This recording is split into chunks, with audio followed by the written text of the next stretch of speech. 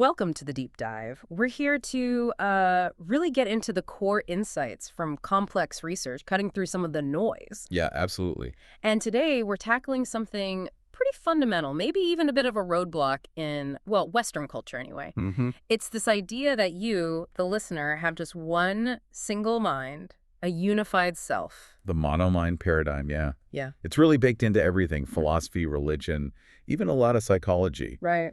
But, I mean, think about it. If you've ever felt completely stuck, like one part of you really wants to go to the gym and another part is just, nope, staying on the couch, Yeah, definitely felt that. then you've already bumped into the reality our sources talk about today. Yeah. That single mind idea, it might just be a myth. Exactly. And that's why our deep dive today is into the internal family systems model, IFS for short. Right. And it operates from this totally different paradigm. Multiplicity. Multiplicity. It's the idea that actually we're all born with lots of different subminds or parts, as IFS calls them. Like an inner committee. All right. Or family, I guess. An inner family, yeah. True. Constantly interacting, talking, sometimes arguing inside us. So our mission today is to kind of map out this internal world, figure out who the key players are, The different types of parts. and get into the really radical core idea of IFS, this concept of no bad parts. Which is huge. It's not just about therapy techniques. It's a whole different way of seeing human nature. It's all right. It points towards this core essence, undamaged, that IFS calls the self. Okay, let's start there. The stakes. Why is clinging to this one mind idea so limiting? Well, historically, if you believe you only have one mind, and then you feel conflicted, or you have impulses you don't like. Do you think something's wrong with you? Like your mind is broken or flawed? Exactly. And our sources trace this back to what they term the dark view of humanity. You know, you see it with figures like John Calvin. The whole total depravity thing? Yeah, that human nature is inherently sinful. Or even Freud, you know. His model basically said our civilized self is just barely holding back all these aggressive, selfish, primal urges. So that puts this enormous pressure on us culturally. If your mind is fundamentally bad or primitive. Then the only answer is constant struggle. Willpower, self-control, that whole toxic productivity push. Just keep those bad parts in line. It sets up this constant internal battle. It really does. And that's where IFS offers such a different path. It says, wait a minute, those internal arguments, the second guessing, that's not brokenness. It's just the system working. It's evidence of a naturally multiple system. Having these subminds, these parts, is actually the normal healthy state. Okay, but hold on. Couldn't someone argue this is just, giving fancy names to different moods or just aspects of one personality? What makes IFS different? That's a fair question. I think the key difference is agency. Mm. In IFS, these parts aren't just fleeting moods. They're more like sub-personalities. Meaning? Meaning they have distinct roles, they hold specific beliefs, they carry certain feelings, and they have intentions. They're interacting with each other and with you, the self, constantly. So it's not just feeling happy then sad. It's like a happy part and a sad part might be interacting. Sort of, yeah. And think about something like dissociative identity disorder, Yeah. DID. The IFS view is that those alters in DID are fundamentally the same kind of thing as IFS parts. Really? The difference isn't in the nature of the components, but in the degree of separation and polarization, usually because of extreme trauma. But the basic structure, having parts, is universal. We're all multiples. Wow. Okay. And this internal view, you're saying it connects to how we structure things externally, like society. Absolutely. There's a mirroring effect. Hmm. If our core belief is that people are inherently selfish and need controlling. Then you build systems based on that, like ruthless competition. Exactly. Things like cutthroat capitalism or neoliberalism, as the sources mention. Systems built on the idea that it's dog-eat-dog survival of the fittest. Which leads to massive inequality, environmental harm. All potentially stemming from that initial dark view of the individual human. It starts inside. Okay, that makes sense. So let's get into the structure of this inner system. You mentioned the most radical idea, no bad parts. How does that work? It's really the cornerstone, discovered through decades of clinical work. Even the parts that seem the most destructive, say, an inner critic that's just relentless, or a part that drives addiction. Yeah. When you really get to know them from a place of curiosity, you find out they have a positive intention. They're trying to protect you from something they perceive as worse. Protect you? How? Well, let's break down the roles. We can think of the parts in this inner family as falling into a couple of main categories. First, you have the exiles. Exiles. Okay, what are they? These are usually the young parts of us, the ones that were open, creative, trusting, maybe vulnerable, and then got hurt. Through trauma. Or shame, betrayal. Exactly. Well, Experiences like that. And these exiles absorb what IFS calls burdens. burdens like emotional baggage. Kind of, but more specific. They're extreme beliefs and emotions taken on from those painful experiences.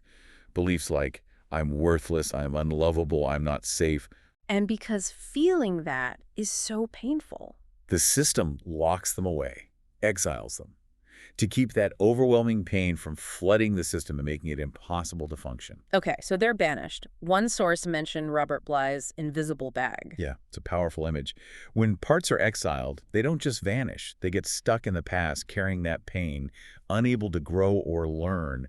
They can become quite extreme in their reactions because they're frozen in that traumatic moment.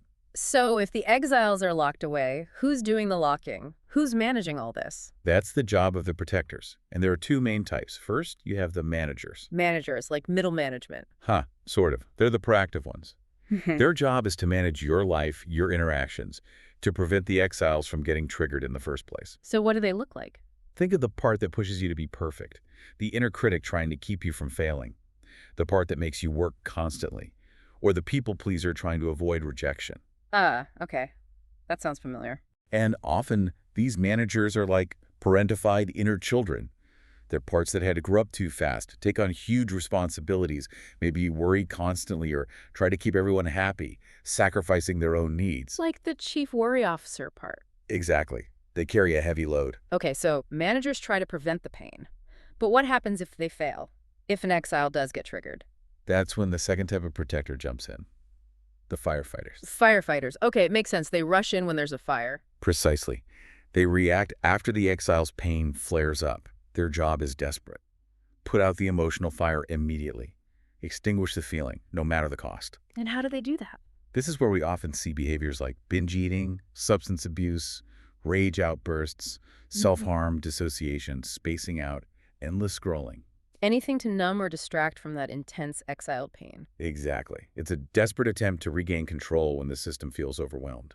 This really reframes things like addiction, doesn't it? Massively.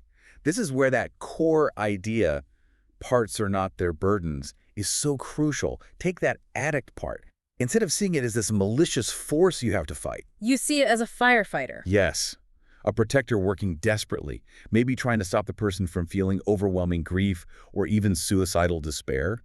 It thinks it's saving your life, even if its methods are harmful long term. Wow. So it's doing a heroic job in its own way. In its own, often misguided way, yes. Well, okay, if these parts are just trying to protect, how do you actually change the problematic behavior? You can't just tell a firefighter part to stop, right? It thinks the fire's raging. No, you absolutely can't just tell it to stop. That usually makes it worse. The change comes through a process IFS calls unburdening. Unburdening? How does that work? It's about building a relationship between the self, we'll get to that next, and the part. The self needs to approach the part with genuine curiosity and compassion, not judgment. So understanding its positive intention first. Yes. And when the part feels seen and understood by the self, it starts to trust. Then the self can help the part revisit the original painful experience. Go back to the source of the pain. Exactly. Witness the exile's pain and help both the protector and the exile release the extreme belief or emotion, the burden they've been carrying. Critically, releasing it back to the event or the circumstances where it originated, not blaming the person. So the part isn't inherently, I am worthless. It learned that belief in response to something. Precisely. And once the burden is released, the part transforms. Instantly. It doesn't need to protect in that extreme way anymore. And what does it become? It returns to its natural, valuable state. That relentless inner critic might become a source of discernment or wise advisor. The extreme caretaker learns healthy boundaries.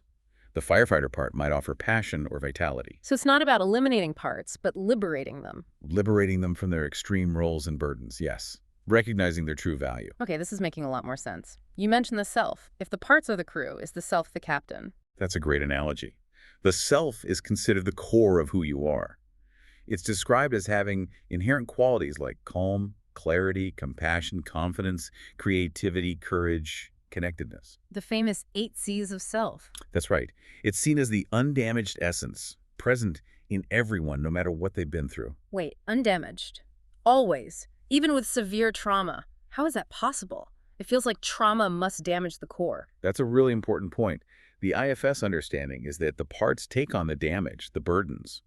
The protectors might blend with the self, meaning they take over the driver's seat so completely. That the person feels like they are the fear, or the anger, or the shame. Exactly. The self's qualities get obscured, eclipsed. But the self itself, that core consciousness, isn't actually harmed.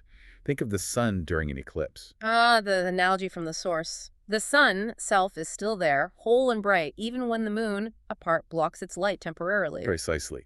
The light is obscured, but the sun hasn't been damaged or extinguished. The self is always there, waiting to be accessed. And those 8 Cs, they just emerge naturally when the self is leading, like compassion. You mentioned it's about feeling for someone without getting swamped by their pain. Yes, that's a key distinction. It's not empathy, where you merge with the other person's feeling, but compassion, where you can stay centered in self while still feeling warmth and care for them. And curiosity seems really key too. Absolutely critical. Yeah. It's often called the gateway C. When you approach your own parts or another person with genuine curiosity, like what's happening for you, instead of what's wrong with you, it signals safety. It tells the protectors they can relax a bit. Exactly. Curiosity is the opposite of judgment, and judgment just activates protectors. And when the self is leading, you mentioned it gives you X-ray vision. Yeah, that's a great phrase for it. When you're operating from self, you can see past another person's protective behaviors, their anger, their defensiveness, maybe their arrogance. You see the vulnerable exile part underneath. Yes, you sense the pain or fear that's driving the protector. And that is what opens the door to real connection, real understanding. Okay, so this internal shift, learning to lead from self, connect with parts, how does that translate outwards into the world? The connection is incredibly direct. The way we treat our own inner parts is almost always mirrored in how we treat people externally. So if I hate my inner critic, You'll likely judge critical people harshly. If you shame your lazy part, you'll probably disdain people you see as lazy. It's like the veneer theory we discussed earlier, seeing others through the lens of our own disowned parts. which means healing that internal relationship is actually a form of social action. Absolutely. It requires a whole new story about humanity.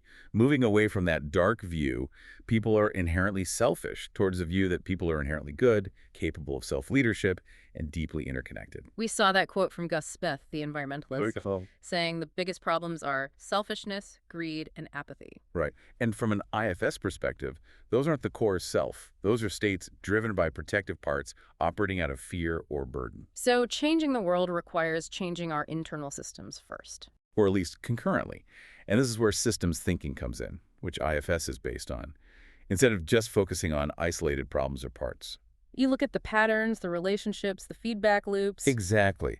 And you notice how trying to fight or wage war against something, whether it's an inner part or an external problem like the war on drugs, often backfires. It creates those reinforcing loops. The fighting just makes the protector stronger. Precisely. The system digs in its heels, the conflict escalates, the problem gets worse, not better. And the sources even connect this to planetary systems, like climate change. Yeah, framing global crises potentially as feedback loops from spaceship Earth or Gaia.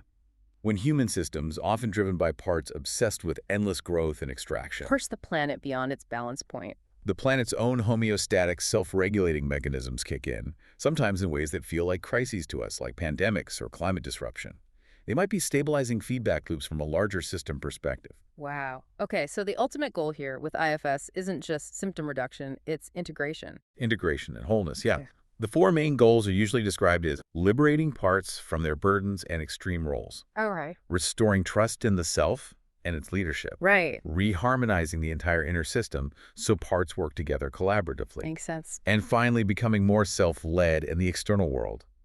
So healing really means reconnection within ourselves and with others. And that core idea again, connection is health. Fundamentally, yes. Connection to self, connection between parts, connection to others, connection to the planet.